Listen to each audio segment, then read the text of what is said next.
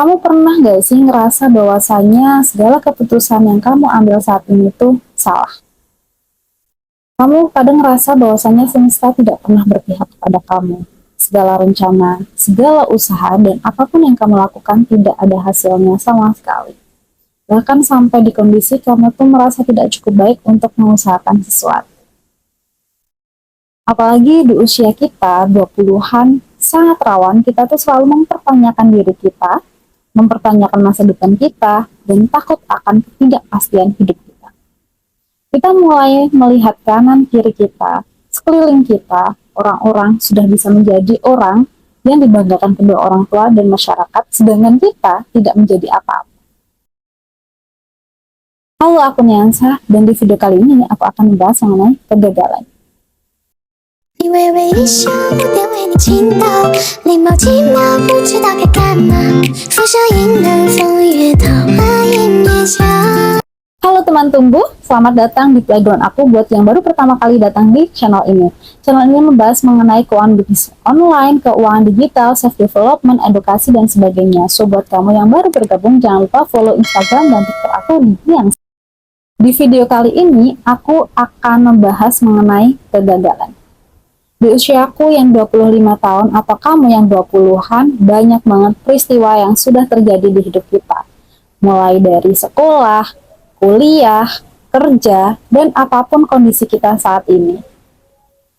Video ini aku buat untuk merayakan segala kegagalan yang pernah dan sering aku alamin, dan bagaimana aku mengelola perasaan itu. So, buat kamu yang mengalami kondisi yang sama, kamu bisa banget nonton video ini dari awal sampai akhir. Kegagalanku yang pertama adalah ketika SMP, aku berencana untuk masuk ke SMA 1 di kotaku dengan jurusan IPA. Aku menempelkan semua target yang ada di tembok, aku belajar lebih giat dan aku berusaha lebih keras. Tetapi hasilnya nanku mepet, hanya bisa masuk ke jurusan IPS. Pilihannya waktu itu, aku hanya ingin di SMA 1 atau mungkin aku ke SMK 1 dengan jurusan akuntansi. Ternyata di SMA 1 itu gagal dan memaksaku untuk ke SMK 1. Ternyata masuk di SMK 1 tidak sesuai dengan ekspektasiku. Aku merasa frustasi dan kegagalan itu membuat aku merasa benar-benar sedih, kecewa, dan menyesal. Aku selalu merasa lebih pantas untuk masuk di SMA 1 dibanding SMK 1. Alhasil aku tidak bisa menerima kenyataan, yang akhirnya membuat aku sulit untuk beradaptasi di tempat itu. Aku sulit beradaptasi dengan lingkungan, aku sulit beradaptasi dengan teman-teman sekitar. Butuh waktu 1,5 tahun untuk aku bisa menerima sepenuhnya. Akhirnya di kelas 11 semester 2, aku mulai cari cara agar aku bisa menikmatin di sekolah itu, meskipun sekolah pun akan berakhir 3 tahun. Akhirnya aku mulai untuk berjualan online, aku mulai untuk bergabung di BA Telkomsel, dan aku juga mulai ikut lomba. Dan ternyata tempat itu yang mempertemukan aku dengan suamiku sekarang. Dan ternyata banyak pelajaran yang bisa aku ambil di SMK itu. Aku berusaha menjadi pribadi yang jauh lebih baik, dan mungkin titik poinnya aku berubah adalah ketika aku berada di SMK itu. Dan ternyata ketika kita sudah mencoba untuk menerima kondisi kita saat ini dengan sepenuhnya, ternyata juga kita akan lebih mudah untuk mencari jalan keluarnya. Pelajaran yang aku dapatkan setelah aku lulus, karena mungkin kita nggak akan mendapatkan pelajaran itu pada saat kita baru mau mengalaminya. Kegagalanku yang kedua adalah ketika aku masuk kampus. Pada saat itu, targetku adalah masuk SEPAM, tapi ternyata juga zonk dan aku masuk ke Universitas Negeri Semarang. Pada saat itu juga aku berusaha dengan suamiku, ternyata suamiku yang lolos dan aku gagal. Sedih, marah, kecewa, dan menyesal. Aku menyesali diriku karena aku tidak merasa pantas untuk mengusahakan sesuatu. Aku membenci diriku karena ternyata aku nggak cukup baik untuk mengusahakan sesuatu, dan aku juga menyalahkan diriku sendiri kenapa aku selalu gagal.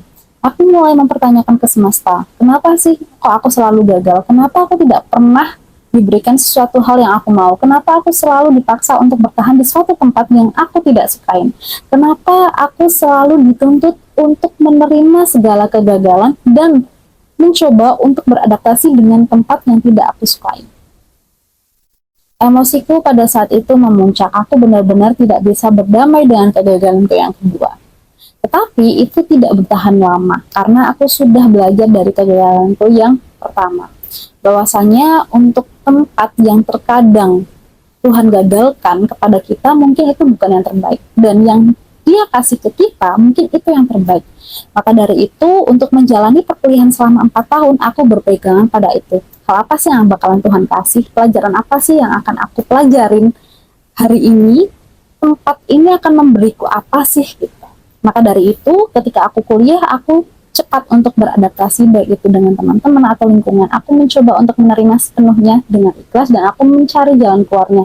Kira-kira di tempat ini aku akan jadi apa ya? Dan ternyata hasilnya gak disangka-sangka. Banyak banget pencapaian yang aku terima, banyak banget kemudahan yang aku terima, banyak banget pengalaman baru yang aku terima yang tidak pernah aku bayangkan sebelumnya. Berbagai pencapaian yang aku dapatkan ini bukti bahwasanya ternyata rencana Tuhan itu jauh lebih baik dibanding rencana manusia. Aku sempat marah, aku sempat terpukul, tetapi aku mencoba untuk melakukan yang terbaik di tempat yang aku nggak suka. Dan ternyata Tuhan memberikan hal lebih yang tidak aku sangka-sangka. Maka dari itu, untuk segala kegagalan atau tempat yang terkadang kita nggak suka, kita mencoba untuk melakukan yang terbaik dan biarlah semesta yang bekerja. Kegagalanku selanjutnya adalah pada saat aku bekerja. Pada saat itu aku ingin masuk ke Bank Indonesia dan pada saat itu aku sudah bekerja di Bank BUMN. Dan 3 kali percobaan rasa-rasanya gagal semua. Tetapi parahnya adalah di percobaan pertama aku ngerasa kecewa, aku ngerasa gagal, sedih, aku nangis harian. Tetapi di hari selanjutnya aku mulai terbiasa lagi. Kegagalan kedua aku udah mulai biasa, dan kegagalan terakhir aku mulai biasa aja. Aku nggak sedih, nggak apa, aku ngerasa ya udahlah, bukan jalannya. Kegagalanku lainnya adalah ketika aku memutuskan resign. Terkadang keputusan resign ini adalah bentuk kegagalanku karena aku tidak bisa bertahan dari tekanan pekerjaanku, atau terkadang aku merasa bahwasannya itu adalah keputusan yang tepat karena ketika kita mau melakukan suatu hal yang besar, kita juga harus bisa melepaskan hal lainnya. Entah apapun itu, yang penting aku selalu berusaha untuk tidak menyesali segala keputusanku dan aku selalu mencoba untuk melakukan yang terbaik apapun yang aku bisa saat ini. Dan bulan kemarin aku gagal mendapatkan beasiswa S2. Tapi perasaan ini tuh aneh sekali. Aku nggak ngerasa sedih, aku nggak ngerasa kecewa, aku nggak ngerasa menyesal, dan aku tidak menyalahkan diriku. Aku hanya memproses kegagalan itu sebagai suatu hal yang memang harus kita alamin untuk kita tuh belajar kesalahan apa sih yang membuat kita tuh gagal. Dan perasaan gagal ini tuh juga sering aku alamin ketika mungkin aku launching produk gak laku, aku promosi endorse ratusan ribu bahkan jutaan tapi nggak balik modal, aku ngupload konten yang banyak tetapi view-nya masih stuck di tempat yang sama. Aku banyak sekali mengalami kegagalan yang membuat aku ngerasa terbiasa, ya memang kita tuh nggak bisa sempurna pada sekali coba. Bahkan aku sudah tidak pernah merasa frustasi dengan kegagalan itu karena aku sering mencoba sesuatu yang aku tahu itu gagal hanya untuk melihat apa sih yang membuatnya tidak sempurna. Dari berbagai kisah kegagalanku selama 25 tahun aku hidup, aku mengambil 3 poin penting ketika kita berada di situasi yang tidak kita inginkan. Poin yang pertama, ketika kita ditempatkan di situasi, tempat, atau kondisi yang tidak kita sukai, baik itu mungkin sekolah, kampus, pekerjaan, atau rutinitas apapun, cobalah menerima dengan sepenuhnya. Jadi bukan hanya di mulut aja, tapi benar-benar kita tuh ikhlas menjalaninya. Karena ketika kita ikhlas untuk menerima sesuatu, kita akan lebih mudah untuk mencari jalan keluarnya. Yang kedua, lakukan yang terbaik yang kamu bisa, dimanapun kamu berada, dan biarlah semesta yang bekerja. Yang ketiga, percaya bahwasanya Tuhan itu sebaik-baiknya perencana. Apapun rencana kita, ketika Tuhan tidak mengabulkan, berarti itu bukan yang terbaik buat kita. Terkadang kita itu gagal bukan untuk menyerah, tetapi untuk belajar bagaimana cara untuk bangkit dan menjadi lebih kuat.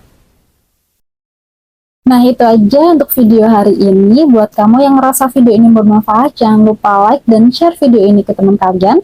Buat kamu yang merasa di kondisi yang sama, jangan lupa komen di kolom komentar. Barangkali kamu bisa menyemangatin satu sama lain.